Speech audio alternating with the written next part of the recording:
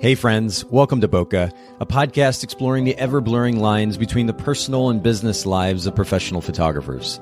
This is your host, Nathan Holritz, and I'm happy that you can join me in connecting with photographers and entrepreneurs as we discuss photography, business, and that sometimes messy thing we call life.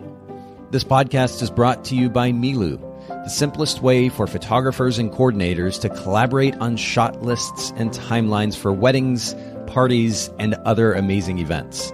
Visit Milu, MIILU.com. This podcast is also brought to you by Photographers Edit, custom image editing for the professional photographer. Visit photographersedit.com. All right, Bokeh Podcast listeners, we are back for a brand new episode with a brand new guest. Talking about a different twist on a topic, which is having a team as a photography studio. We're going to get to that here in just a little bit, but I am joined today by Katie Devaney. Thank you, Katie, for being willing, kind of out of the blue, honestly, just to come and join us for a conversation on the podcast. Of course, most definitely. It's good to be here. I put an invite of sorts out quite some time ago, and you and I had the opportunity to kind of go back and forth a little bit via email. And first of all, your work, your studio's work is just beautiful. I'll go ahead and throw that out there. And in fact, I will make note here too. And of course, we'll link to this as we always do in the show notes at bokehpodcast.com. But the Instagram accounts, Be Light Photography, just like it sounds, all one word. And then Be Light Fine Art Photography are the two Instagram accounts, but just really, really beautiful work. And I noticed maybe we can just kind of randomly start off with a question here that comes to mind for me. The difference or the reasoning for having two different Instagram accounts. What are your thoughts there? Yeah, so I've actually gone back and forth with that a lot. If you notice and follow our both accounts, you'll notice that Be Light Photography gets a lot more action, daily posts, daily stories, versus our Be Light Fine Art Photography, which is our film photography account. I don't post as frequently. I used to want to separate the two so that it created two distinct brands. However, over the last year, I've kind of merged the two together, and I started sharing more film work on our Be Light Photography account. So if you do follow along, I recommend following the Be Light Photography account if you're just going to follow one or the other. Sure. Well, and to your credit, and anybody who's involved in the editing process there at your studio, there's quite a wonderful consistency in the processing. So, I mean, if somebody's just to scroll through the Instagram account at just Be Light Photography, they'd be hard pressed probably to know whether or not it's a digital image with a preset or it's film photography. There's just wonderful consistency in the look and feel of the images. Well, thank you. I appreciate that. Yeah, that's the goal. At the end of the day, we want our clients to get that Be Light Photography look. So that's definitely the goal. That's cool. Well, again, we'll link to this in the show notes, Be Light Photography on Instagram. And then while we're on that conversation, belightphotography.com, the website as well, we'll link to that.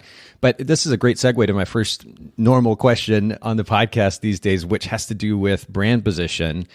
You are in a really crowded market, just when it comes to wedding photography, first of all, and even the southern market that you're in, Birmingham, correct? Correct. Yes, we're in Birmingham. So there are quite a few wedding photographers down this way. I say down this way because I'm only, I guess, about a couple hours from you in Chattanooga. But how do you set yourself apart? And more specifically, what is the brand position for your brand that makes you distinct from others? Yeah, I would say our photography brand position is that we are a team of multiple photographers. Therefore, we can take on multiple bookings each weekend. We also offer both film and digital photography to capture all that the market is looking for. And just this past year, we brought on a videographer onto our team as well. Wow. So they can kind of come to you for any and everything almost. Yes, that is the goal.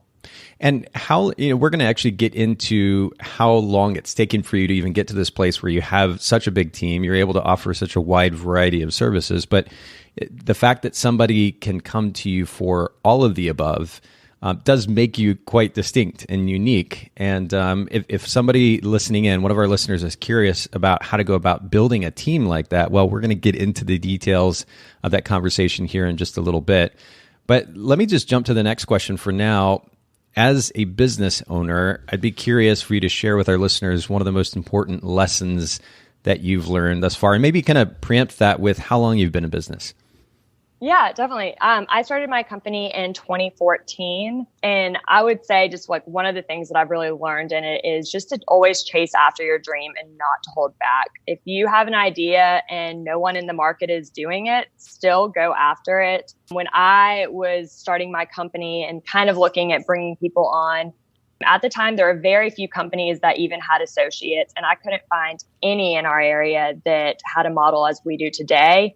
However, it's been so rewarding building this team and being able to capture multiple weddings each weekend all over the globe.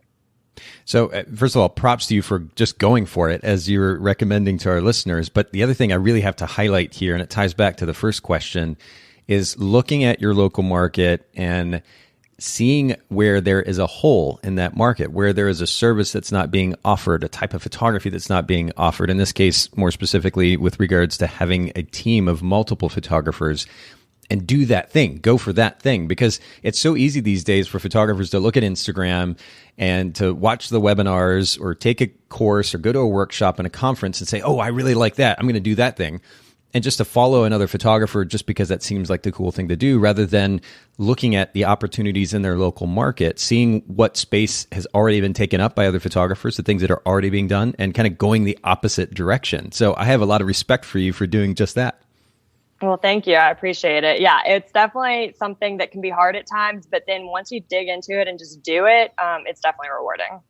Very cool. Okay, well then talk to me about time, because I mean, you seem to have quite the thriving business and relatively busy. I mean, not only do you have a business, but then you have a team of photographers to oversee, to manage. It seems like there's a lot going on.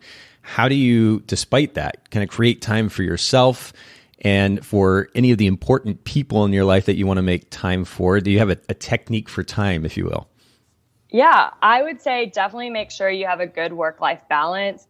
Since I work a lot of weekends with weddings, I make sure to take days off during the week. In the early years of starting my company, I was really bad at this. Working till 1 a.m. was normal for me. And I was so consumed with work that I let a lot of my relationships go to the side. Now, though, I'm much more intentional with making time for myself, my friends, and family each week, and getting out of the house and doing things with people. Also, I hired an assistant because there just wasn't enough hours in the day to do everything and also be intentional with those relationships. So when you talk about taking certain days off during the week, do you have a particular day or days that you take off every week, or does it just depend on the week? It varies based on the week. So I have an assistant that comes in Monday, Tuesday, and Thursday. So those are kind of set work days. Now, Wednesday, sometimes I have to just crank out work and get things done. I typically always take Friday off unless I have a shoot or something that needs to get done. But again, I just try to be really intentional each week with making sure that I do have a couple off days. Yeah, blocking that time off. That's so important. It keeps us fresh, it minimizes the possibility of burnout, and ultimately makes time for the important people in our life. And to that point, actually, I noticed something, I think it was maybe on Instagram, that I noticed that you vacation with kind of your extended family. Is that right? Yes. Oh, yes. I love vacationing. My family takes 2 big trips every year. We go somewhere around Christmas time, and then my birthday is the first week of July. And so we always go somewhere big for that as well. And then my boyfriend's actually a pilot, so I get the opportunity to travel a good bit just for fun. That's really cool. I have first of all, I have 3 younger brothers, so a relatively large family, 6 of us all together. We traveled a lot growing up.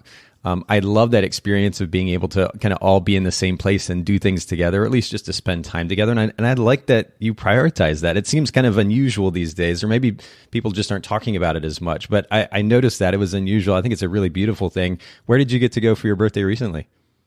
So I turned 30, and we actually went to Napa and Sonoma in San Francisco. And then following that, I went and spent a few days in Mexico. Wow. Well, good for you. That's really, really cool. And happy birthday to you. Slightly belated, but happy birthday to you. It sounds like it was a pretty great time. Thanks. Yes, it was a great time. So talk to me about an impactful business or self-help book. And I don't know if you are a reader, especially on the go. I mean, you're doing all that traveling that you were just referencing. Is there a particular book that comes to mind that's made a really big impact in your life in the last few years? Yeah, definitely. One of my favorite self-help books is the Maxwell Leadership Bible by John Maxwell. Okay. There's a quote in it that says, if you can become the leader you ought to be on the inside, you will be able to become the leader you want to be on the outside. people will want to follow you. And when this happens, with God's help, you'll be able to tackle anything in this world.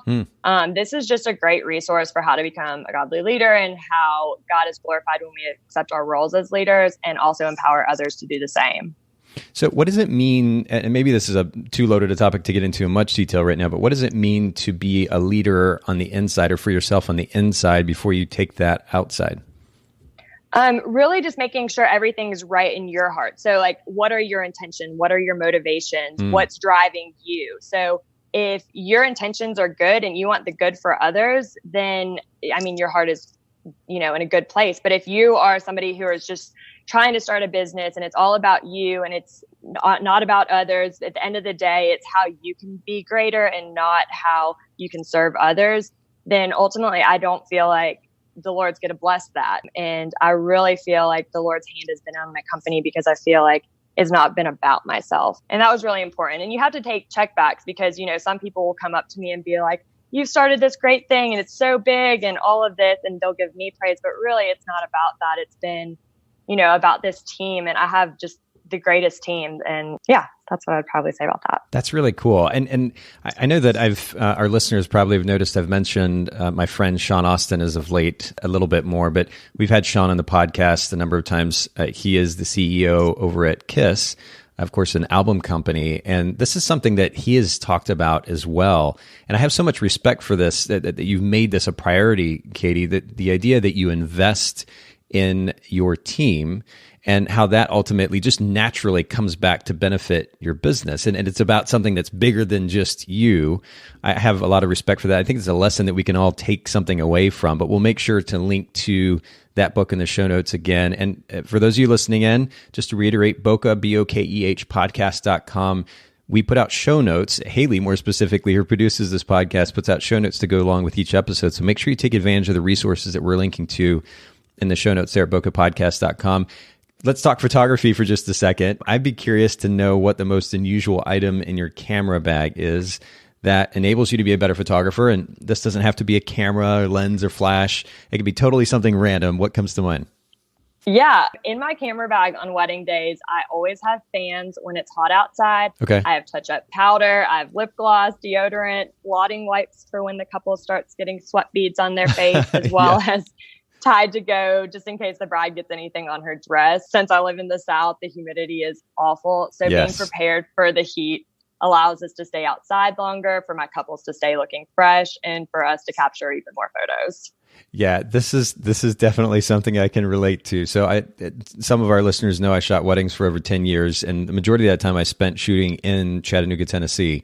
And it is the humidity down here where Katie and myself are is just overwhelming at times. I mean, literally you walk outside and you just begin to sweat without doing anything. It's so incredible. So fans, do you have a particular brand of like portable fan that you bring along that you can recommend? I am not 100% on the brand, but if you Google and go to Amazon, there's these fold-up fans. They are black and they fold in half, but they're big. They're about $12 a piece. I bring 3 with me on all wedding days. So my groom has one, my bride has one, and I have one. No way. That's really cool. Okay, this is a brilliant idea. Are these one of those fans that also kind of spray water out as well, or is that a different kind? I don't have the ones that spray water out because obviously I don't want to ruin my bride's makeup or anything like that. Yes, fair. So I just have the ones that are they're pretty wide. They're probably 3 to 4 inches wide, actually, like the fan portion of it. And they are just great because they're really powerful. They have 3 different settings, and that will just help eliminate a lot of those sweat bubbles. And then that will help me with editing, so that I'm not having to Photoshop all of those sweat bubbles out. Yeah, well, and just going to the extra effort of thinking about your clients and how they feel too, the fact that you can just pull out those fans and hand one to them, I think is a really great thing, and it'll make that much more an impact on the experience that you're creating for them. I think it's a great recommendation. So I'm sure Haley will be able to find an Amazon link to these. We'll put those in the show notes if anybody's curious.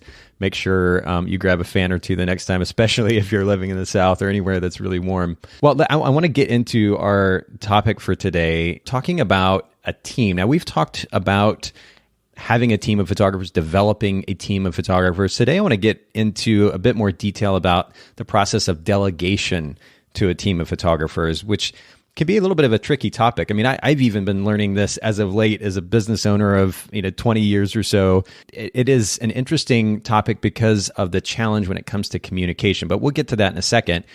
For those of you who are curious, if you go to belightphotography.com, go to the About page, and you can scroll down there and see a picture of the team of photographers at Belight. And first of all, I mentioned this to you in my notes, Katie, but you all have the most good-looking team of photographers that some of the most good-looking that I've seen to date. Honestly, you guys look like you're straight off a magazine or something like that. There's this picture of you all on top of a building top, it looks like.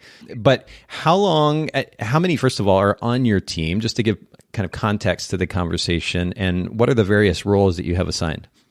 Yeah, well, thank you. And yes, I love having a team. So on my team today, I have 6 employees. I have 4 other lead photographers, so 5 including myself. I have 1 videographer, and then I have an administrative assistant. Okay. And it's great because we can take on multiple weddings each weekend. And also it's great being able to bounce ideas off each other and grow this company together. So this year we will actually shoot over 90 weddings all over the globe. And there's no way I could do that on my own. So having a team is the best. Wow. Okay. So, and you alluded to this earlier, kind of when you began to consider having a team. Is this something that you wanted to do from the get-go when you started your photography business? What was the turning point that led to hiring a team? Yeah. So when I was starting my company and was praying through what it would look like, I just felt the Lord saying that company is going to be bigger than just you, and it wasn't about me. Yeah. That's why I named it Belight Photography and didn't include my name in it. Granted, at that point, I didn't really know what it was going to look like. But after a year and a half of starting my company, I got to the point where I was having to turn down so many weddings because I was so booked up. I counted, and it was 40 weddings that I turned down just because I could only take 1 per day. So I was talking to my dad. He's a great businessman. He approached me about it and was like, why don't you hire someone else so you can stop turning away all this business? So it was at this point I started praying about it. And shortly after, I met Stephanie. She second shot a wedding with me in 2015 and instantly felt this peace and connection with bringing her on. And at that time, she had just finished up school and was shooting more lifestyle work. And it was just a great fit for her as well. She loved the creative side of photography, but not necessarily the business side of photography. And she's actually been with me now for 4 years. And since then, we have grown our team each year. Wow. Okay. So within the span of 4 years, then you've gotten to the place that you are right now.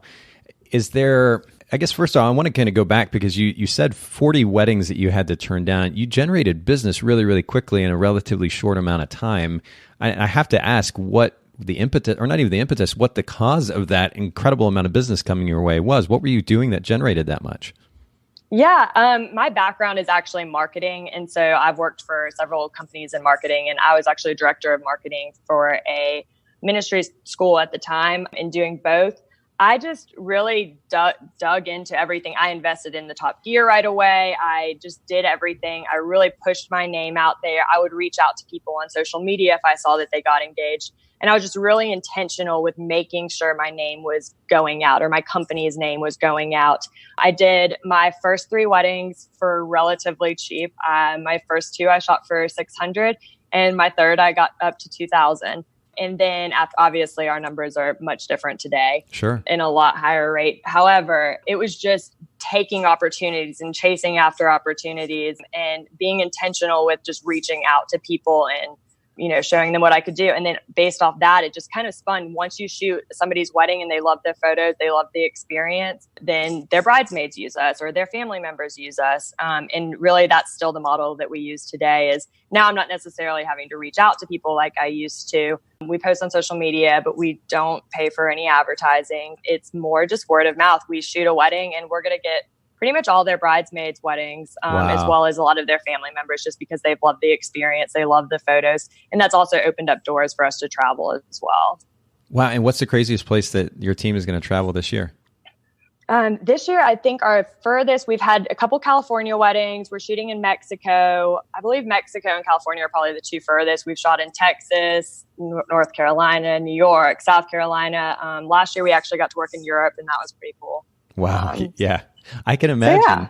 I can imagine. But having this team enables you to be able to have a further reach. Word of mouth, obviously, you're creating a really wonderful experience and probably tapping into a really wonderful network too. The fact that you don't have to run ads to get the business speaks highly of your brand. But I want to talk about how to even manage a team. And let me kind of give some context here. You know, and I know this firsthand, largely because I own a post-production company. This process of handing something over to somebody else to do that you normally would have controlled yourself, overseen yourself, maybe even done yourself, is a bit of a nerve-wracking process, right? You're not sure if that thing is going to be done just as good as you might have done it. You're concerned about the reflection on your brand. And so this idea of delegating something, saying to somebody else, hey, will you do this thing for me? It can be a little nerve-wracking. In fact, very nerve-wracking for, I think, a lot of photographers, artist types who see their work as kind of their baby. Were you always a natural delegator, or was this something that you kind of learned over time? If you ask my family, they would say yes. I've always loved starting things and making things happen. However, I love working with others. So no matter who you are, what you do, I feel like we all have some type of leadership in us. And with leadership comes learning how to delegate. You can't do everything yourself. And if you want to make something really great and grow, you have to learn how to bring others along with you and delegate some things out. That's beautifully said and really wonderfully summed up as well. And that's true. If we want to create something that is going to grow, that's sustainable, and that ultimately is bigger than us, then we don't have a choice but to delegate. And honestly, I've been kind of reminded of the significance of this idea of delegation, even as of late, as my company is growing and we're getting ready to launch another brand. I simply can't do it all on my own. And I'm lucky enough to have a lovely team to work with as well. And I'm learning even more the significance of delegating to them for the sake of growth. And already you're seeing wonderful results from this. So this can't be emphasized enough. And you know, communication is just very simply at the root of this process of delegation. Can you comment just briefly on the idea of communication? Again, has that always been a strength of yours, or what's been the biggest challenge when it comes to communication? Yeah, like communicating with my team, you mean? Yeah, I guess very simply just, hey, you know, I need you to do whatever that is, fill in the blank. How do you effectively communicate that thing, that task or series of tasks or the project in a way that makes sense to the other person? Because that's one of the biggest challenges, at least for me personally anyway, has been the process of communicating in a way that actually resonates with the other person. We've seen this with Photographer's Edit as well, for example, where a photographer hires us to do editing and they say, I need you to do whatever it is, you know, fill in the blank, such and such, do this thing. But there's not enough detail there to really truly communicate what it is that they're looking for. And then we find out after the fact that we're not able to match what they were looking for because they assumed it internally, but they didn't communicate it effectively. So I'd love for you to comment on this idea of communication when it comes to delegation. Yeah, definitely. I think first and foremost, you have to, when you're delegating, you have to state your expectations and what that looks like. But I also think you need to go alongside and help people with things. So for instance, my photographers, when they come on to our team, they'll make the timeline, they'll then show up for the day, they'll shoot the wedding, and then they'll do the editing. At the beginning stages, though, they'll go through and we'll go through a series of processes. They'll send me 60 to 100 DNGs of different lighting situations throughout the day. They'll send me their edits, and then we'll go back and forth, and I'll, hey, I want the greens to be a little different. I want the skin tones to be this. And we'll go back with corrections. And so with communicating, I really, instead of just having to do it and me just go and make all those changes on my own, I typically make videos of what I'm doing for them and show them, okay, this is what I'm changing and this is why I'm changing. So I'm not communicating, or I'm not just doing it, but I'm also communicating. So each wedding they get better and better, and then they'll be able to get more consistent with what, my expectation is for our brand. So you mentioned something there that stands out to me, which is this process of ongoing communication, because it's one thing to, maybe you've effectively communicated in detail what it is that you're looking for up front. But the reality is we're talking about a relationship when it comes to delegation, right? I mean, I think back to like when I went and worked retail, for example, years and years ago, I didn't go on the Dillard's floor, this shopping or this clothes store, and they expected me to sell without giving me any kind of instruction, number one, up front, certainly. But then two, ongoing instruction about the process. This is how you do this thing or that thing. I do it. Maybe they have further feedback after that. But the key here is not just communication up front, but ongoing communication, understanding that's going to be the process, having patience for that fact, and that this is a long-term relationship. It requires ongoing communication. And so I'm glad that you emphasize that. Again, this holds true whether it is a relationship with a significant other or a professional relationship with a third party who you're delegating work to, or an in-house assistant, as you're describing, Katie. And it's a really important principle for everybody listening in to remember. But when I talk about communication, this is probably the biggest challenge for me, because I think I'm a good communicator, and then I realize I need to change things up a little bit. What's the biggest challenge for you in the process of delegating to others who represent your brand? Yeah, definitely. The biggest challenge would definitely be trust. I have to trust that they are going to A, show up to each wedding, B, represent my company well, and then deliver the same high quality work that I would do if I was doing the wedding myself. Thankfully, I have an incredible team and haven't had any issues with that. But definitely when you're starting a team, trust is definitely the hardest with delegation, because you know how well you'll do it. And then you have to have that expectation of excellence for them, and then trust that they're going to deliver that. Yeah. And you mentioned expectation of excellence. I think that in and of itself, as a good leader, it creates confidence in the other person. If you're actually demonstrating trust and you say, you know what? You're incredible, and I expect you, not expect you in this kind of nagging, sitting back and, hands on your hips, waiting kind of way, but I expect you because I have confidence in your ability to do this really, really well. I bet that instills confidence in your team that's working with you and makes a big difference. And I think that's really important. Yeah, most definitely.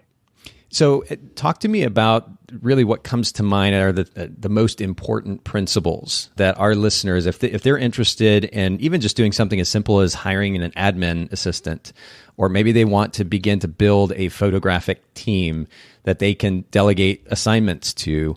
What are the most important principles that our listeners should keep in mind in order to make that process of delegation as smooth as possible? Yeah, I would say number one, make sure you have the right people on your team. Don't just hire anyone, but really be prayerful about who you have representing your company and make sure they will represent your company with excellence. Next, I would say train your team well and be available to help them when they need it. Don't just send them off and let them figure it out on their own, but be someone they can come to when they need help and really invest in helping your team grow. And finally, I would say leave room for grace. No one is perfect. So if they aren't getting their edits right away or struggling in some area, help them get there and love them along the way.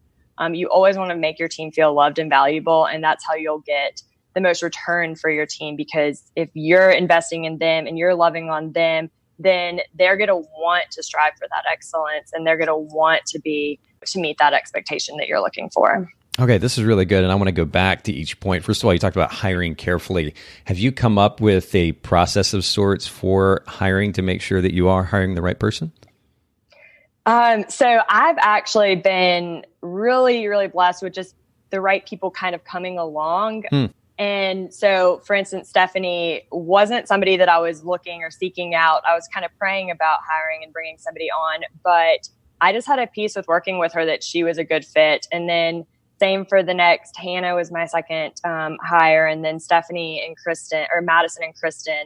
And they were just all people that kind of came in my path. So I've been really fortunate with that. But as far as assistants and hiring somebody to do administrative work, that was a little different. I did have to do interviews and, kind of weed out some people to bring the right person onto my team. And I've had some assistants come and go. So that's looked a little different. But, really kind of investing into their heart, seeing what their goal is, what is their end result, and what they're wanting. And you always want people on your team who strive for excellence. You don't want somebody who is going to come on and just be complacent, or this isn't really their passion. They're just trying to fill this as an in-between to get somewhere else. So when I hire someone, I want to make sure that this is their end goal. Like, what is your passion, and what if you could see 10 years from now what you could be doing? If it's not wedding photography, like, I don't know if I necessarily want you on my team, because I want somebody who loves where they're at now and also strives to be doing that in the future, whether they are doing that in the future or if, God has a door that opens or closes elsewhere. I still want people that are very passionate about what they do. Yeah, that makes sense. I have to kind of be transparent here. When it comes to the hiring process, I think I'm a little too easy. I assume the best of people, and I like to kind of make a decision and just go for it. And you do have to be careful. I mean, you talked about hiring carefully. Intentions are something to be considered for sure, because, and we'll get to your third point here in a second about grace. It's one thing to go through this process of training, and obviously people are going to make mistakes as they're learning what you're looking for. Ultimately, you got to be patient with them. They'll figure it out. They'll learn, and ultimately be a really great addition to the team. But that intention, the heart behind it all up front, that's not necessarily something that you can always read accurately just from one meeting or maybe even a couple of meetings. So you talked about that there was a little bit more challenge in the process of hiring an admin assistant.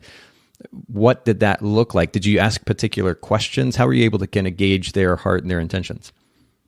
Yeah, definitely. So when I was hiring, I actually just hired on a new assistant. And when I was hiring, one of my things was I did not want to bring somebody onto my team that this was just a in-between for the next job. I wanted somebody to come on my team that I wasn't going to train, and then all of a sudden 4 months later, they found a better opportunity. Okay. Admin and being an assistant isn't always the most glamorous job, but there are people that truly that is their passion. That is their calling. They love, give me a checklist and let me check all those things off the list, versus that's where they're going to thrive. And so I wanted to make sure that whoever I hired was going to thrive in that type of environment.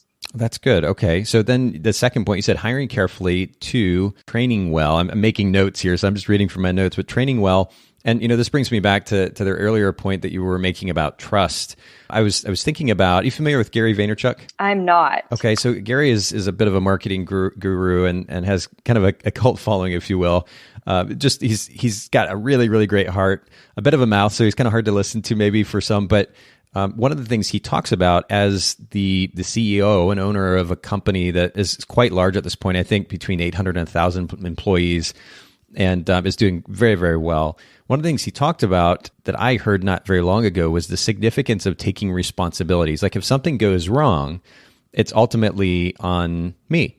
And that was an interesting, very weighty kind of reality to consider.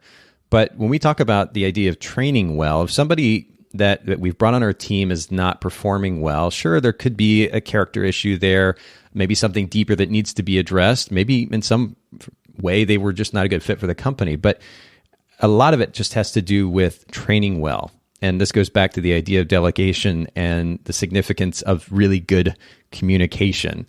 Have you come up with a training manual of sorts? How do you go about training somebody who's coming on board your team?